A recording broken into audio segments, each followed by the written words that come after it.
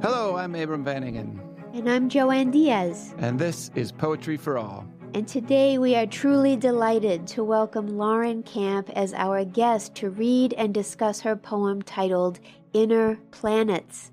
Lauren Camp is the author of numerous poetry collections, the most recent of which is Worn Smooth Between Devourings. She is the Poet Laureate of New Mexico, and in 2022, she was the astronomer in residence at Grand Canyon National Park. That's so cool. It is the best. I am so excited to talk about this. Lauren, we are so glad you are here. Welcome. Thank you so much. What an honor to be here and to be in conversation around a subject that I particularly love. So we love to just jump into the poetry right away. And would you do us the honor of reading Inner Planets? Absolutely. Inner Planets.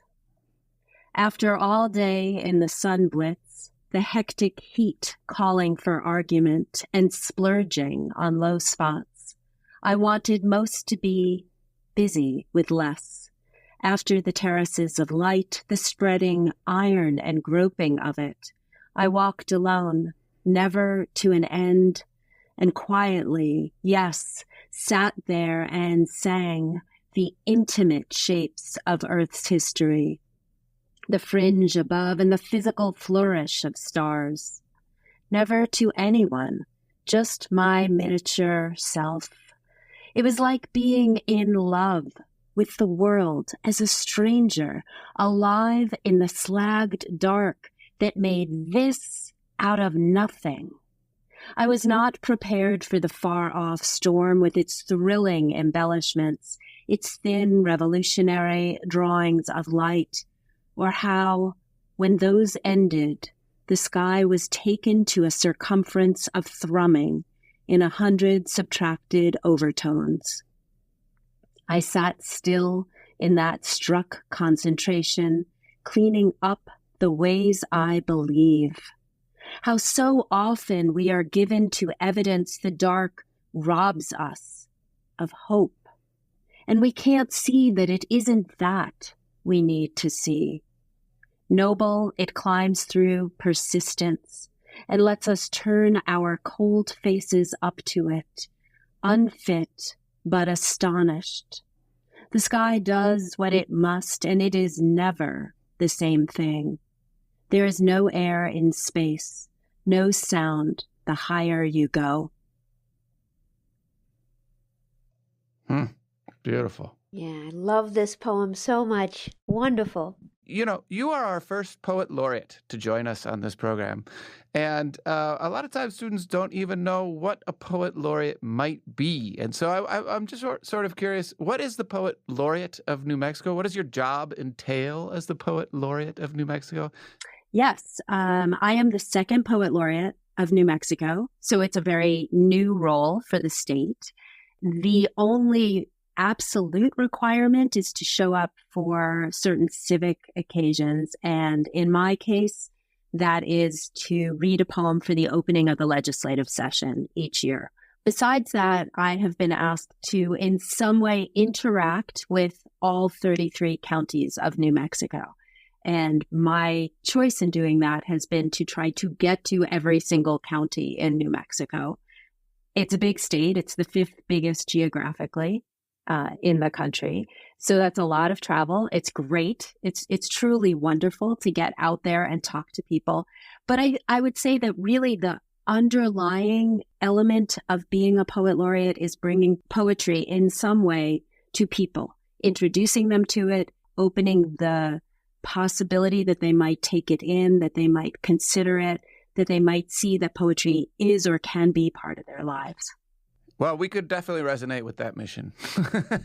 Yeah, I know. Yeah, what a wonderful thing. And I'm so glad that you are the Poet Laureate of New Mexico, because for a long time I've admired your work for a lot of reasons, but especially for the way that you are so sensitive to and attentive to place, how it works on us. Does it shape your own poetry to be the Poet Laureate of New Mexico? Do you find or do you feel like there's a certain responsibility to speak to or for the state of New Mexico in your own poems? I think a lot more about who the audience is for what I am writing. Before, the audience was always me. And it still is. When I'm writing, I'm still very much in the little world of me and writing for my ear and my interest and my curiosity, my discovery even. But now I also think about who is going to receive it and what they will come to the poem with, what knowledge or what experience or what location even, what they know about where I'm writing from. And so place continues to be important to me in many, many ways, and audience is beginning to be. Is it true that this poem was in part inspired by your residency at Grand Canyon National Park? 100% inspired by the residency. I wrote it while I was there. I spent a month as astronomer in residence at Grand Canyon National Park. Perhaps the most exhilarating month of my life. I was by myself for a great amount of it, and I was so extraordinarily inspired by both the canyon during the day and the skies and the natural darkness over it at night. Well, and it's I mean, this poem begins with after the light, and so it's turning to the darkness, it's turning to that night sky, and maybe we could just read that first sentence. But here's how the poem begins: after all day in the sun blitz, the hectic heat, calling for argument and splurging on low spots, I wanted most to be busy with less. I love this opening sentence. And then the second sentence begins with another after the terraces of light. How are you imagining yourself into this poem as you begin it? I write a lot about sun because I'm in New Mexico, which has some 300 sunny days in a year. The sun is a major character in my home area. It's in a lot of my poems. I think about the way that I write about place as not writing about it, but writing into it. I'm using whatever the place is as a sort of holder for something else I want the poem to do. But it's not an empty holder. It's important information. So in my case, being in the Grand Canyon the month I was there was August. It was extremely hot. And luckily I was not there to explore the canyon so much during the day. I was there with the motivation to be out at night, which was a bit of a relief, honestly, in terms of weather. And so after all the people are out perusing, leaning across the barriers of the Grand Canyon where they shouldn't be, climbing climbing over to the other side, looking, all the noise, all that everything. Then there's this quiet. Then there's this slowing down, which was gorgeous. Like just even the space of it, the fact that I was out there walking around with my headlamp in the dark, trying to pick my way through places.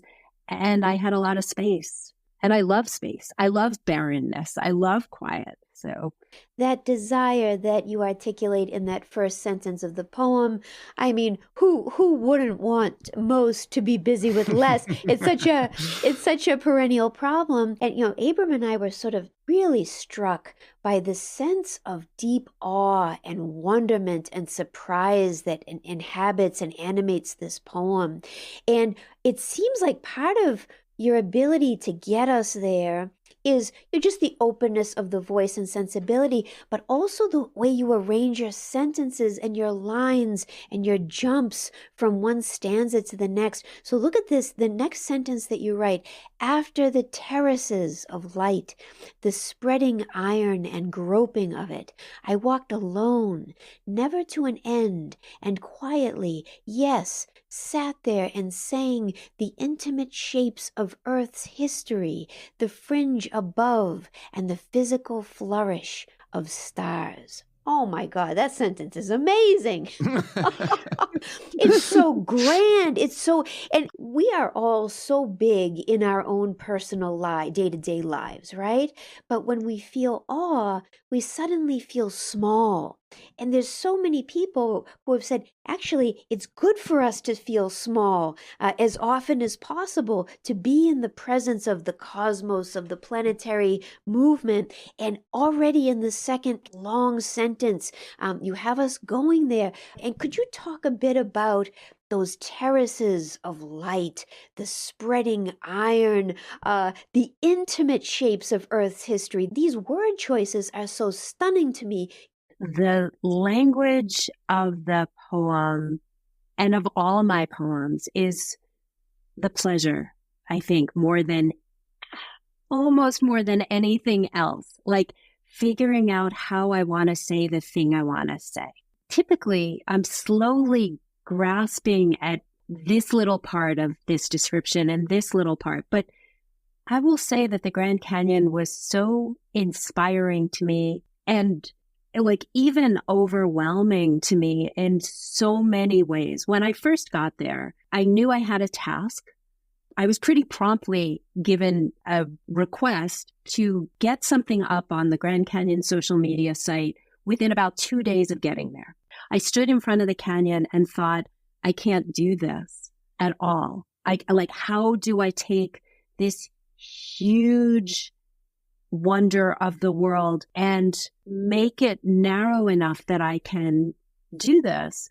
Which goes back in a way to Abram's question about audience. I was very clear that I was describing my subject, which was not really the canyon, it was the darkness, but over the canyon, as something that people might never have seen and might never get to see.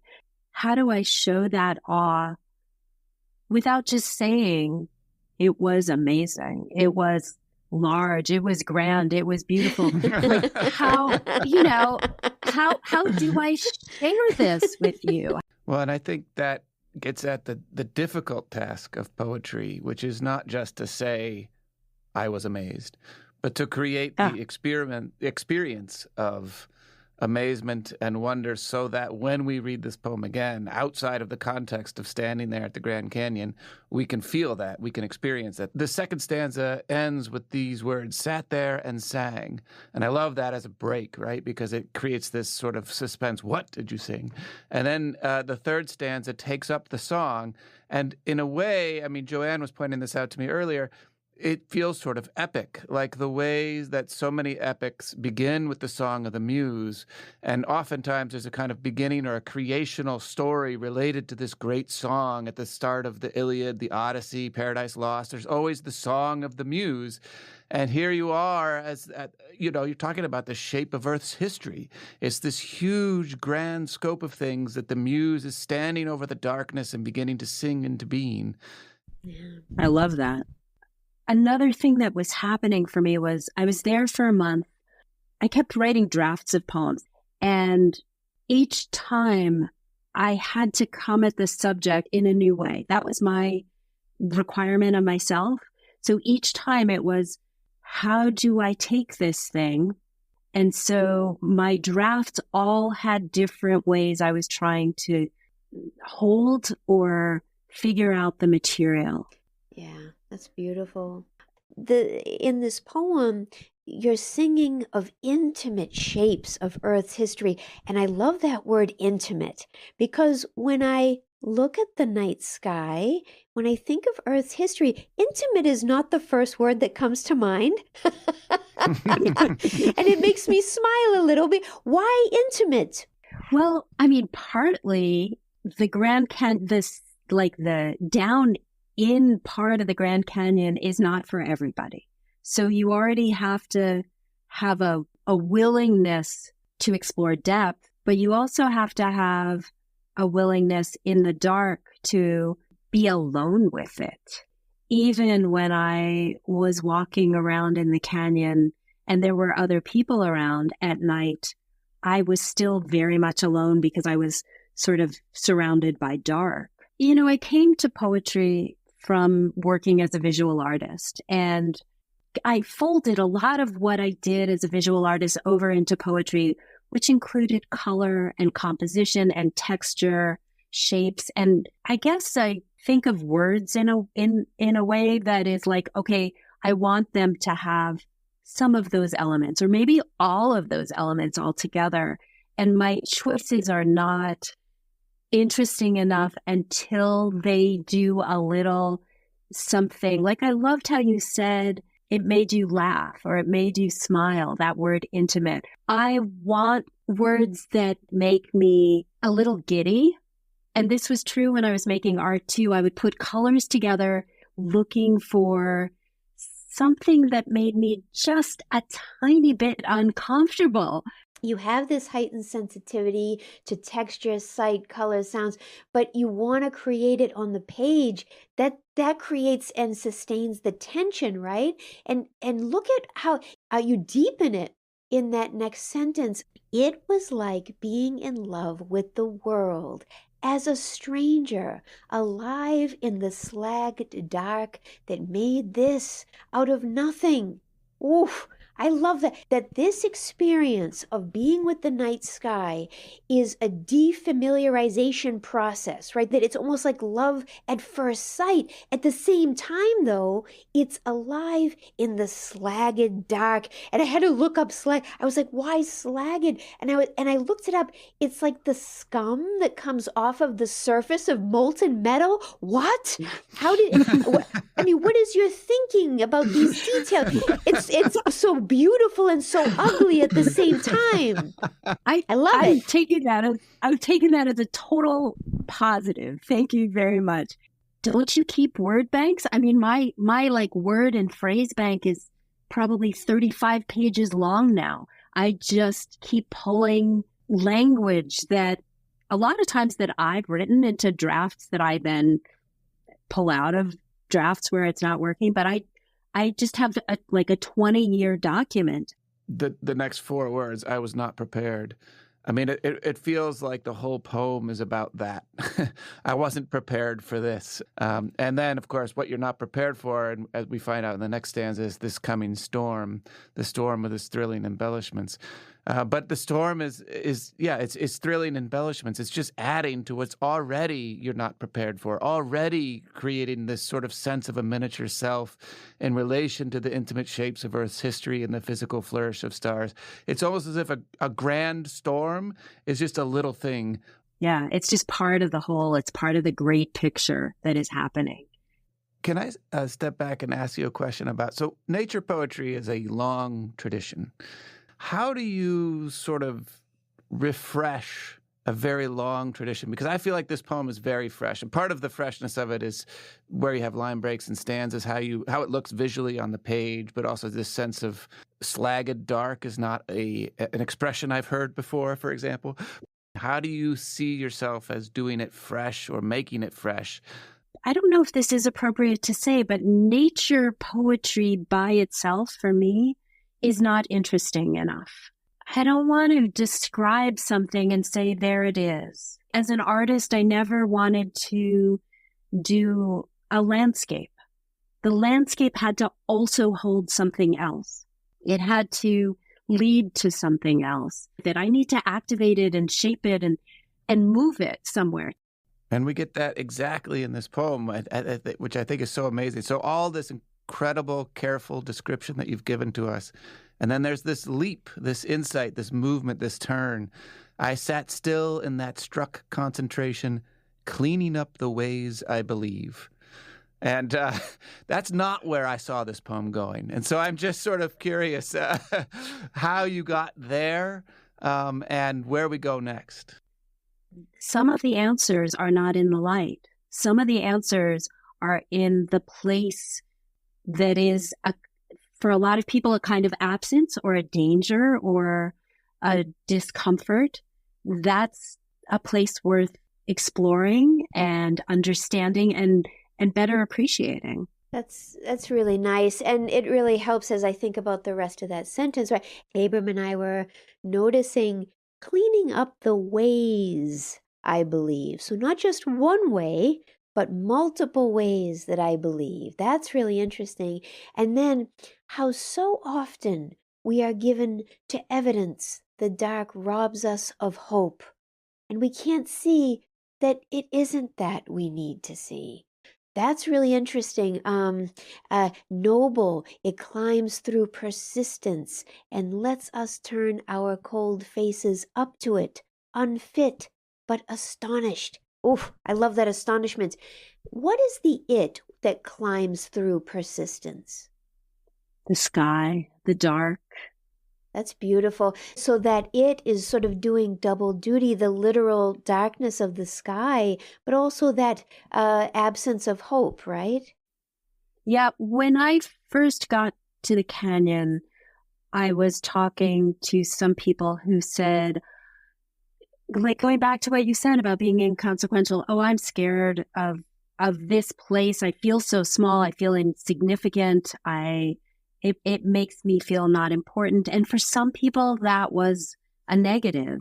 But it's kind of nice to be a small, very small part of like a long history of the world, and to know that my little traumas and wonders are really tiny. They're important to me, but they're not everything. Like, look at everything else that plays into this, all the many parts. And, when you're at the canyon, you're also hearing, if you move around at all, you're hearing many, many languages. You're seeing many cultures. You're seeing lots and lots of people.